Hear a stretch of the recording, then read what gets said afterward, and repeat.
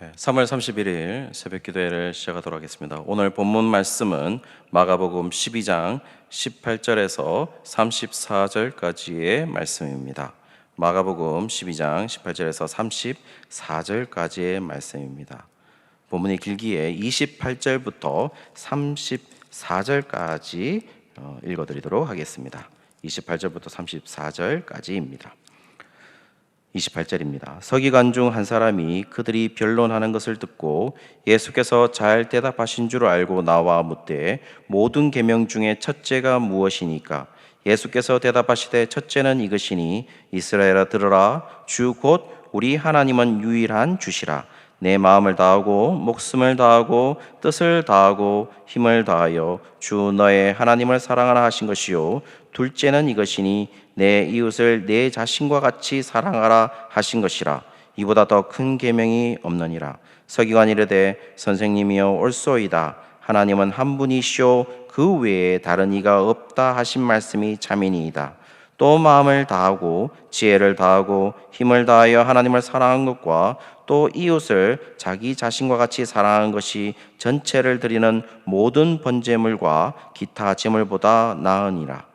예수께서 그 지혜 있게 대답함을 보시고 이르시되 내가 하나님의 나라에서 멀지 않도다 하시니 그 후에 감히 묻는 자가 없더라. 아멘. 오늘 본문 말씀을 보시면은 크게 또 두 부분으로 나누어져 있습니다. 우리가 읽지는 않았지만 18절부터 27절까지의 말씀이고, 그리고 오늘 본문을 읽었던 부분이죠. 그래서 첫 번째 부분에 보시면은 부활 때의 결혼 문제에 관한 논쟁입니다. 그리고 또 오늘 우리 함께 읽었던 부분은 가장 큰 계명이 무엇이냐 하는 그 논쟁을 기록하고 있습니다.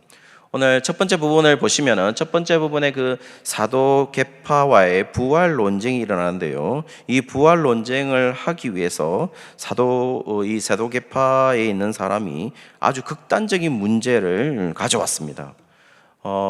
왜냐하면은 문제는 이렇습니다. 만약에 부활이 있다고 전제해보자라고 얘기를 했고, 그 부활이 있다고 전제를 했을 때 일곱 형제가 있는데 그 일곱 형제 중에 첫째 형이 결혼했지만 죽으면 그 미망인을 둘째가 아내로 삼게 되는 것이죠.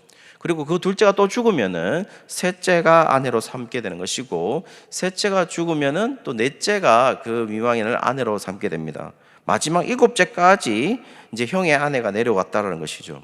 그래서 형의 아내가 일곱째까지 취하게 됐는데요. 나중에 만약에 그들이 다시 살아나게 됐을 때에 그 아내는 결국 일곱 형제 중에 누구의 아내가 될 것인가 하는 조금 유치한 발상을 가져왔던 것으로 보입니다. 왜 그들은 그렇게 질문했던 것일까요?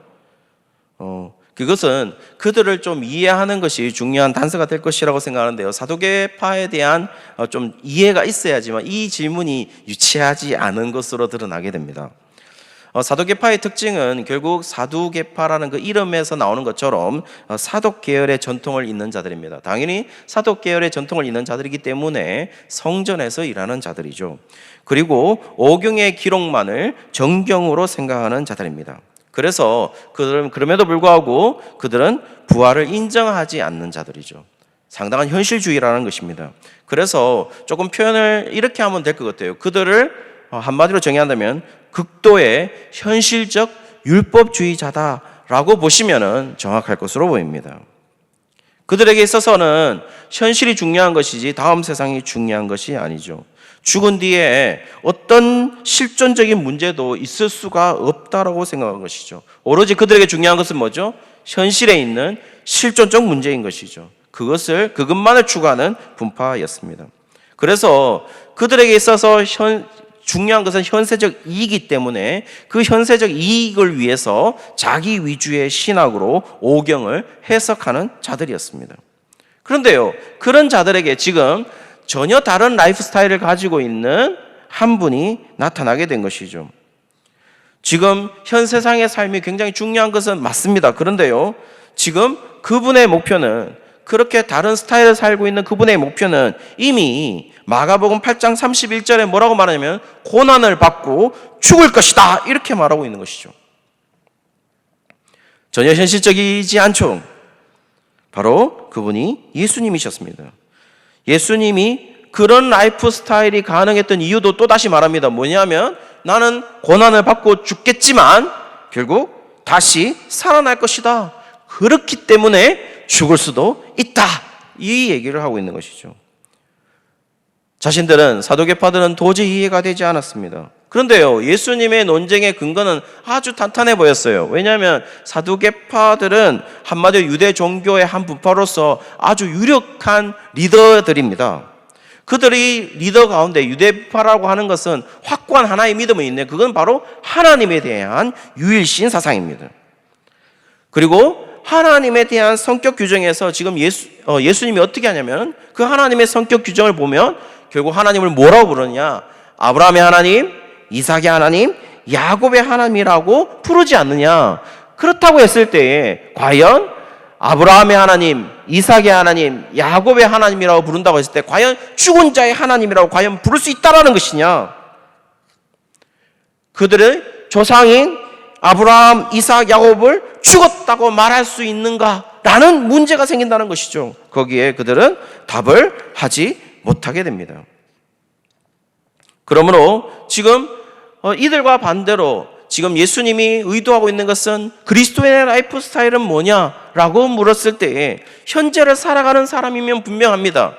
그런데요, 지금 현재를 살아가는 사람이 바로 맞지만 미래에 부활할 것이라는 믿음을 가지고 현재 죽음을 감당할 수 있는 그 사람이 바로 예수님을 믿는 자의 라이프 스타일이다라는 사실을 지금 예수님이 말하고 싶은 것이죠. 그리고 그런 라이프 스타일을 살아갈 때에 그런 현재의 삶에서 그런 라이프 스타일을 가장 잘 반영해 주는 것이 무엇이냐라는 그 질문에서 지금 답이 그 다음에 나오는 바로 가장 큰 계명이 무엇이냐라는 것으로 지금 질문을 계속해서 이어지고 있다라고 볼 수 있습니다. 다시 말해서 말이죠. 우리의 라이프 스타일 결정하는 것은 부활의 소망입니다. 그러면 그 부활의 소망을 가지고 있는 사람들이 살아가는 형태는 무엇으로 나타나야 되는가라는 문제였습니다. 보시면은 총 613개의 계명 가운데에 어떤 것은 가벼운 것으로 느껴졌는 모양이에요. 왜냐하면 더 큰 계명을 물었으니까요. 더 가벼운 것으로 간주되었음을 보여주고 있는데요. 그 613개 계명 가운데에 이 모든 계명, 이 모든 개별적인 율법이 의존하고 있고 이 모든 율법을 말할 수 있는 근본적으로 전제가 되는 그 가장 큰 율법이 무엇인지를 지금 묻고 있는 것이죠. 그것을 지금 예수님이 대답하기 시작합니다.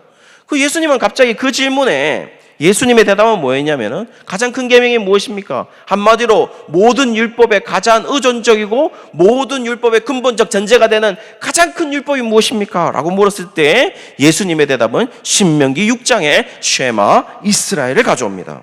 하나님을 사랑하고 이웃을 사랑하는 것이다. 이렇게 말하는 것이죠. 한마디로 말해서 지금 자신들의 정체성을 말해주는 그런 토라, 율법이나 성전에 제사 드리는 것이 아니라 하나님을 사랑하고 이웃을 사랑하는 것이다. 이렇게 말해주고 있는 것이죠. 지금 특별히 이 질문과 대답은 서기관 중에 한 사람과 이루어지고 있어요. 그들이 생각하고 있는, 서기관들이 생각하고 있는 모든 개별적 율법이 의존하고 있고 모든 개별적 율법의 근본적인 전제가 되고 있는 것이 무엇이라고 생각했을까요? 그들은 성전이라 생각했을 것이고 그들은 토라라고 생각했을 것입니다. 그들은 제사 드리는 것이라고 생각했을 것이에요. 그렇지만 지금 예수님이 말하고 있는 것은 뭐냐? 그것이 너희들의 정체성을 밝혀주는 것이 아니라 하나님을 사랑하고 이웃을 사랑하는 것이다 라고 얘기하고 있는 것이죠. 우리의 삶을 돌아보십시오. 우리의 삶을 돌아보면 우리의 삶의 형태가 우리의 정체성을 알려줍니다. 증명하는 것이죠. 목사라는 직함을 받은 사람이, 목사라는 정체성을 가지고 있는 사람이 목양을 하지 않는다면, 그리고 가장 큰 직무인 하나님의 말씀을 전하지 않는다면 실제로 목사라고 말할 수 없겠죠. 오늘 이 시대에 조금 맞는 말씀인지 모르지만 루터 시대에도 종교의 흑사병이 돌았을 때 그 흑사병에 대한 자세에 대한 것을 루터가 팜플렛을 냈는데요. 그 팜플렛에서 보면 결국 흑사병 때문에 도망치는 목회자들이 있었습니다. 리더들이 있다는 것이죠.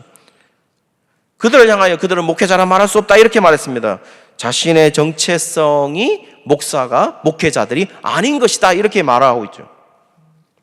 그런 것처럼 우리의 정체성은 자신의 직무와 연결됩니다.